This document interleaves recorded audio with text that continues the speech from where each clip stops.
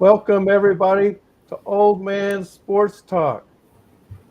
Tonight we're going to talk about no one better than Aaron Rodgers and the rumors he's going to the Jets.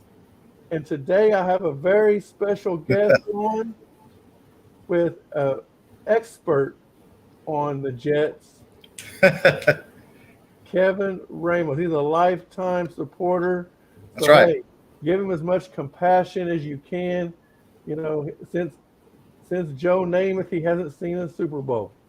Well, they haven't, but I've never seen it myself because I'm a young pup compared to when that happened. I've been a Jets fan since 1982, so it's over 40 years of pain, agony, and suffering. Probably about 5 good teams in those 40 years, and the rest of them have been a bunch of duds. But that's all right. There's a new sheriff in town now.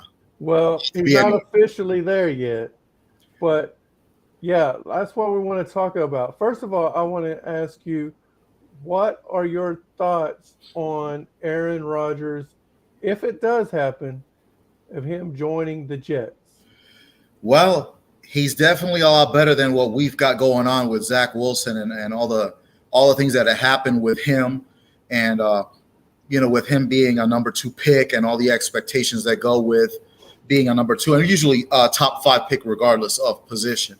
So definitely with Aaron Rodgers' pedigree and his resume, he is miles and miles better than what we got. And now the Jets have clearly stated that they're not going to trade Zach Wilson. They want him to sit behind Rodgers for at least a year or two. And, hopefully once Rodgers retires, Zach can pick up where Aaron Rodgers left off. But obviously the trade hasn't happened yet. But from the looks of it, it's going to happen at some point. I watched the Pat McAfee broadcast. I took went on my lunch break, and I was pretty antsy there to see what he was gonna do, especially once David Carr went to New Orleans, and then I think earlier that day Garoppolo had signed with the Las Vegas Raiders. So it was a breath of fresh air, and my blood pressure went down quite a bit when Aaron Rodgers said that he intends to play for the Jets. People just don't need to be so anxious. I mean, it's March.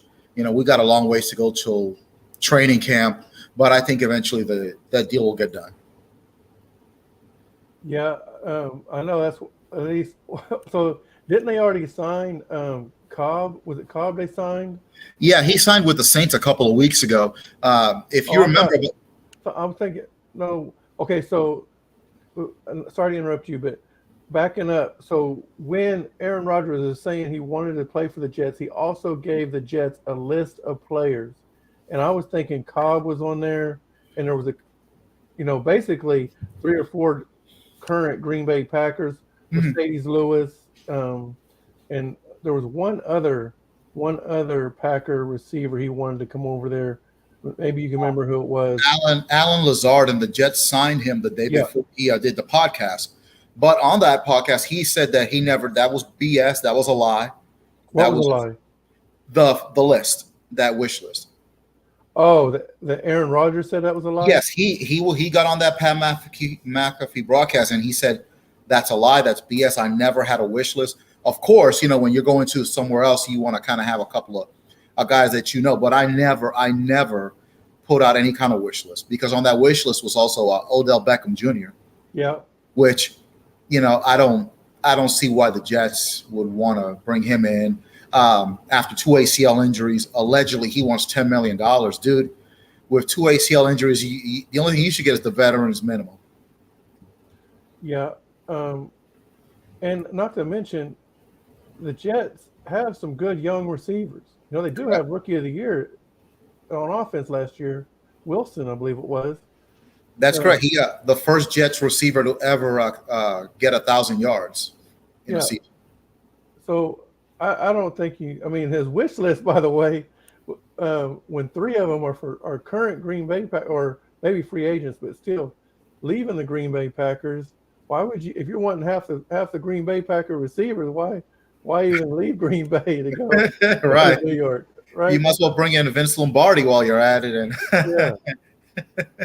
Yeah, that didn't make a lot of sense. But No, but he clearly stated that that whole list was a fabrication. But maybe he just said that just to kind of uh, quell the water, so to speak. But from everything that he said in that podcast, 'cause I watched pretty much the whole thing. He seemed to me like he was telling the truth. yeah.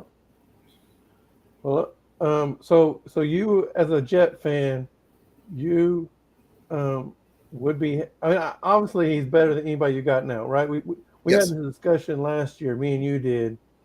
Um, you know, when first of all, starting off the season,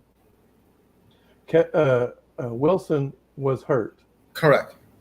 and so they brought in Joe Flacco, and to me, he looked pretty good.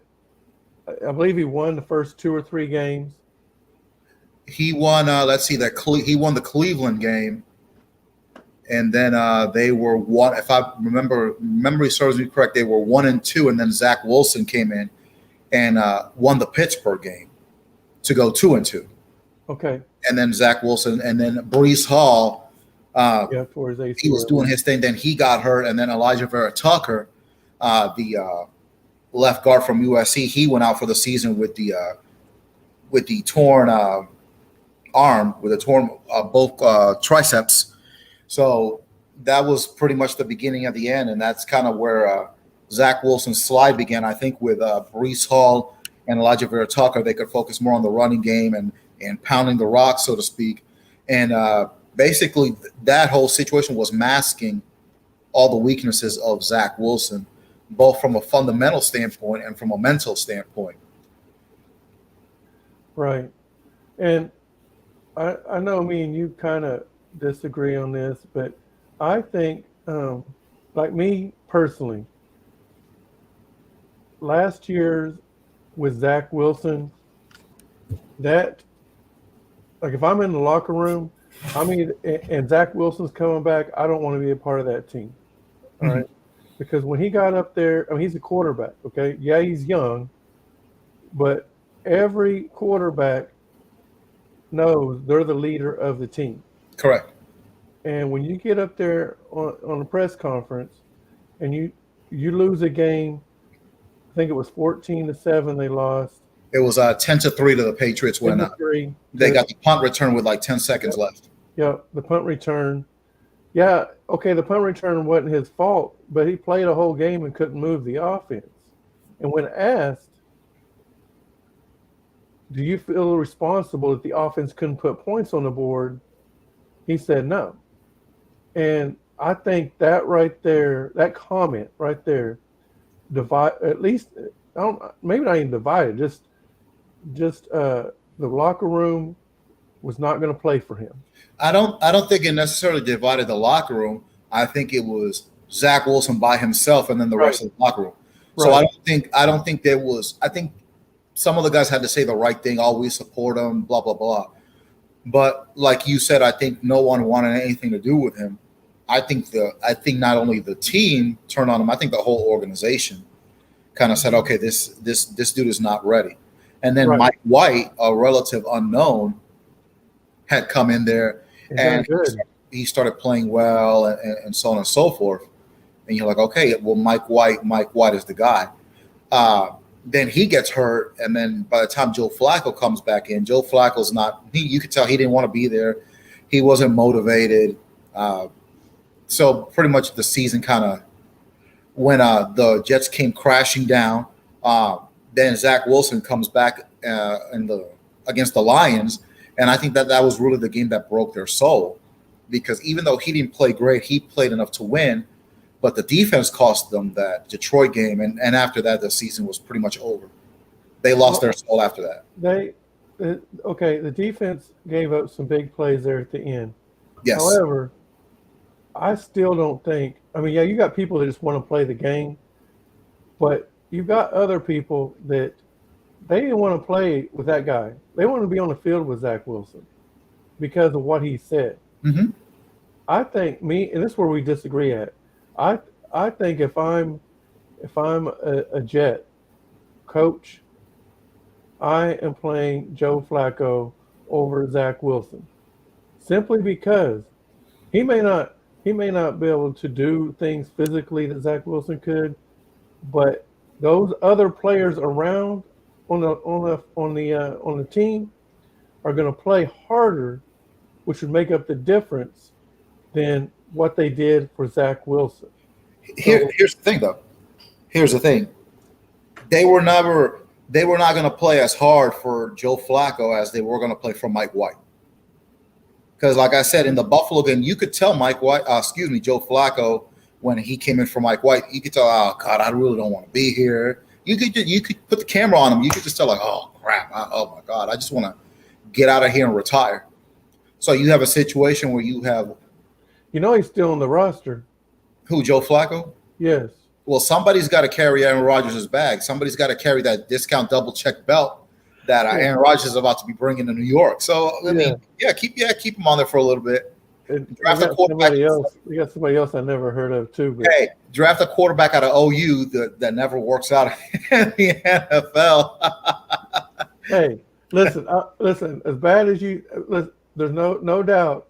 There's no doubt that Baker has not panned out. Okay, but I would much rather have him. As bad as an attitude as Baker has, as bad as a teammate he has been at times, I would still much rather have him than Zach Wilson. Yeah, because Baker Mayfield, that push comes to shove, he's actually won some games. He's actually shown on the field, hey, sprinkles of brightness, so to speak. But even with Baker, just not enough. Yeah, both of them haven't done enough. It's just Baker done more. By the way, there was an OU quarterback in the Super Bowl this year. So. Oh, you mean the Alabama guy? No, he's OU. So if you're going to say he's an Alabama guy, then you got to say Russell Wilson is a North Carolina State guy. Hey, Russell Wilson's got more. Russell Wilson's got some better problems, more issues to worry about than my fantasy season last year. State or Wisconsin. Yeah, but anyways, back to the subject. So, I do think that if Aaron Rodgers does come into town, the Jets are definitely a better team. They've got some young talent around them, offensively and defensively. Like you said, the defense collapsed in a couple of games last year. Did they get rid of your linebacker you wanted fired in the middle of the season? No. I'd rather keep Joe Flacco and get rid of that damn C.J. Mosley. Yeah. Listen, I'm gonna tell you what happened in the Buffalo game. It was scoreless going into halftime, but you could see that Mike White was kind of getting it going a bit before he got hurt. And I mean, the defense, they were playing lights out. And it was a 4th and 1 near the 50. You know that Josh Allen is going to, do that hard count. Yeah. And C.J. Mosley, a veteran. Dude, you went to Alabama. Nick Saban. If Nick Saban had been coaching, sit your ass down, C.J. Mosley. Man, I was at Buffalo Wild Wings. I almost threw my drink at the TV. I almost got kicked out of there. I was so heated. And that ended up costing the Jets the game. Yeah. Then in the Lions game, he missed the assignment on the tight end on 4th and 1 yet again, and that tight end just walked to the end zone. And C.J. Mosley barely made an effort to chase him. I'm not going to curse on your show. Just get C.J. Mosley out of there. Demote the dude. I want him gone. I want to get a new middle linebacker. I don't care who you get. Get rid of him. Yeah. Well, so if Aaron Rodgers does sign with the Jets, now I don't think the schedule's been released yet, but what would you predict their record to be? Their schedule, they're going to play the NFC East, so they're playing the Cowboys, Giants, and the Commanders, and who else is in the NFC East? The Eagles. Yep. So they're playing them. They play Kansas City in New York, and then you got your AFC East opponents. Right now, if everybody stays healthy, I'm looking at probably 12-5. Whoa. Yep. 12-5, and obviously a playoff berth. Yeah. You're looking at 12-5. You're hunting for the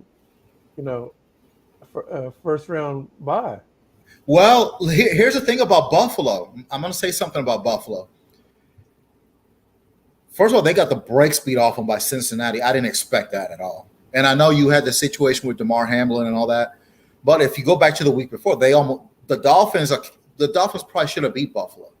Okay, and then you go back the year before, they blew that lead with 13 seconds left, which was inexcusable. They should have.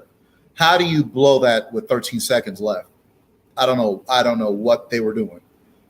You start wondering up here, like, okay, maybe we can't play in the big games. You know, I think the way they ended up losing that Cincinnati game, I think there was some remnants of losing that game to Kansas City the year before.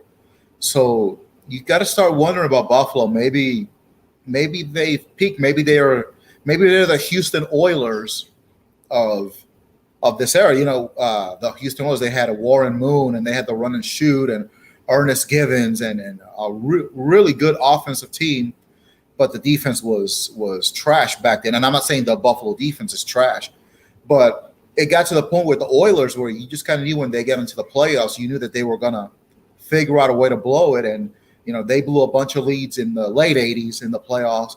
Then they blew the 35-3 lead against Buffalo. And then there was the nail in the coffin in 93 in the playoffs where they started off 1-4, finished 12-4. But then Kansas City went in there with Joe Montana and Neil Smith and Marcus Allen and dumped them out at home. And basically that was the end of the Houston Oilers as we know them. And eventually they became the Tennessee Titans. Yep. Great history lesson right there from you, Kev. Appreciate that. So, what about, let's say Aaron Rodgers does not sign with the Jets. What do you think will happen with the Jets? Do you think they draft another quarterback? I think they go with Zach Wilson, unfortunately. And they're going to gamble that Breece Hall is going to be healthy. They're going to gamble that Elijah Vera Tucker comes back 100%. And they're going to gamble that Mekhi Becton, who's missed 2 full seasons. I've seen some pictures of him. He looks like he's in great shape, but they're going to have to go ground and pound. They're going to have to do that ground and pound offense that Rex Ryan was implementing. If you remember those days when Mark Sanchez got drafted, they had the best offensive line in football. Yeah, they had DeBrickashaw Ferguson. First year they had Alan Faneca. The second year they had Matt Slauson. They had Nick Mangold at center. They had Brandon Moore before the butt fumble. They had him at right guard. And then they had Damian Woody as the right tackle. And that offensive line they were it. And they were going ground and pound with Thomas Jones and Sean Green and then LaDainian Tomlinson. And then a couple of dynamic weapons on the outside with Braylon Edwards and Santonio Holmes. Yeah. And, you know, what could have been if the defense could have generated pressure on the quarterback. Yeah. Yeah. So if Aaron Rodgers doesn't come, what do you expect the record to be for the Jets? 5-12? Probably about probably the same as this year, 7-10. But again, it depends on a lot of what happened with the Jets has to do with Zach Wilson, but also had to do with those big injuries. Right. The injuries to Breece Hall and Elijah Vera Tucker. In football, well, in any sport, injuries are, you know, they're part of the game. If everybody stays healthy with Zach Wilson, I'm going to go 10-7, and I'm going to go with either the 6th or the 7th seed. You know, so I'm still going to go with a wild card spot. Okay. Last year you did predict the Jets to make the playoffs.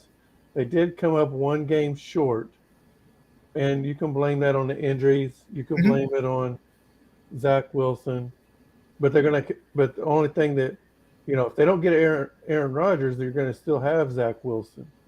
So you've got to hope. I mean, and injuries are part of the game, but you got to hope that they aren't as key injuries as they were last year. Well, at this point, I know you were saying about not getting Aaron Rodgers. At this point, there's no going back. Again, on that podcast, it's clear that Green Bay doesn't want him there anymore. They want to go to Jordan Love. They're ready to move on. It's clear that the Jets want Aaron Rodgers. Personally, I don't think Saleh and Joe Douglas were completely sold on Aaron Rodgers at the start. I think they were focused on getting Derek Carr. But I think Woody Johnson said, no, I want to get Aaron Rodgers. Look at his resume. Derek Carr hasn't won a playoff game despite the great things that he did with the Raiders. You've got Aaron Rodgers, Super Bowl winning quarterback, a bona fide Hall of Famer. No ifs, ands, or buts about it. So Woody is shoot for the stars, so to speak. So I think he had something to do with that. Said, no, don't bring in. I don't want Derek Carr. I want Aaron Rodgers. No ifs, no ands, or buts. So at this point, it's just a matter of time before that trade is made. So I think they're probably trying to figure out Green Bay. Green Bay don't want, they don't want to just give up Aaron Rodgers for nothing. Mhm. However, the Jets are saying Aaron Rodgers is, what is he, 30 something years old? Okay. 40. Okay. Yeah. I was going to say he got great as, just like us. So No, he's got a lot less. a lot less. I don't know if it's a lot less or not, man. He's up there with the Hey, you know what? I ain't got no gray in my hair though. Look at that. I know. No gray. Right here, he's got it, and so that's that anthrax we breathed in Iraq. That's what happened to me. Yeah, but so I just I don't know. I'm concerned because it hasn't happened yet. They're not going to be able to come to an agreement. I do think Green Bay wants to move on to Love. I do think that's the case, but I'm not sure. I'm not 100% sold that there's going to be a deal done. However, this is my question I really want to ask you. See, I don't think that Aaron Rodgers is a bad quarterback. Okay, I think he's a pretty good quarterback. However, I think he comes with an attitude that I don't think is going to do very well with a brand new team. All right. What I mean by is he's a prima donna. Okay. He expects things to be done certain ways. And one of those is he doesn't want to show up and for training camp. He wants to show up a week, on week 4 of preseason or week 3 now, whatever it is, the last week. And he'll go through practice, but he's not going to play in the game. And then, so his first game reps are actually week 1. And they have not won week 1 in a couple of years because because what he wants to do. And it being a new team, now, it's in some ways you can understand his reasoning when he was with Green Bay. He had a lot of the same players up until last year. Okay. And you can tell now he did end up having a great season with the rookie. I'm trying to think of his name right now, but the rookie came on at Green Bay really strong and had a great season. I have a feeling that if Rodgers is there at training camp, I'm not even saying he's got to play very much in preseason because hardly anybody that's a starter plays a lot in preseason. But play some reps with the rookie out there, then they don't have such a slow start and struggle to make the playoffs, right? Which they didn't make the playoffs this last year, right? So they made the playoffs in 12 years. No, they made the playoffs. You're talking about Green Bay. Yeah, Green Bay. Okay, my bad. Yeah. So my point is, with the Jets, you have a whole new team. Yeah, okay, other than Lazard so far, right? So you need to have a communication. You need to have practice with those players because it's new for everybody, new for you, new for them. And who knows if the system's going to be different. I don't know what really. I don't pay attention to the Jets or Green Bay enough to know if they have similar systems or not. But again, I think that could be the issue with the Jets and Aaron Rodgers working together. Is Aaron Rodgers thinks he's better? In my opinion, he thinks he's better than everybody. Wants special privileges. Some of those he's earned. But going to a new team, I don't think that's the case. I think you need to be treated like a rookie. And so maybe not rookie, but I'm just saying he needs to be out there from day one, throwing reps, learning plays, all of that, just like the rookies do. If you want to win a Super Bowl, and if I'm in charge of the Jets, because he is old, right? He is old. Why bring him in unless we're trying to win a Super Bowl? Okay. Now I understand you said it might mentor Zach Wilson. I don't know. Zach Wilson seems like he's. I don't know. I don't know if Aaron Rodgers could train that dude. All right. Okay, fair enough. I don't know, but he might be able to, right? He might, but I think it may take more than one season. Okay. And so that's just my opinion. What's your thoughts on that? Well, as far as the diva thing and all that, I mean, he's Aaron Rodgers. He's earned it. I mean, he's one of the greatest quarterbacks of all time. Now, he probably should have a couple more Super Bowls. Yeah. But that's neither here nor there. Okay. He's 40 years old. He doesn't need to be taking every snap like you said. At this point, with what we got at quarterback, Aaron Rodgers can walk in and demand whatever he wants. And that's not even Aaron Rodgers' fault. That's on Zach Wilson. Yeah. Because he didn't do his part. Yeah. Okay. So Aaron Rodgers can demand pretty much whatever he wants. He can do the wish list if he did do it or didn't do it. Mm-hmm. If he didn't do the wish list, he can go ahead and make the wish list. At this point, when you have a young team like this with Sauce Gardner, T.J. Reed, and the weapons we have on defense, and then the weapons we have on offense, and you are viewed as the missing piece, you come in there and say and do whatever you want and say whatever you want.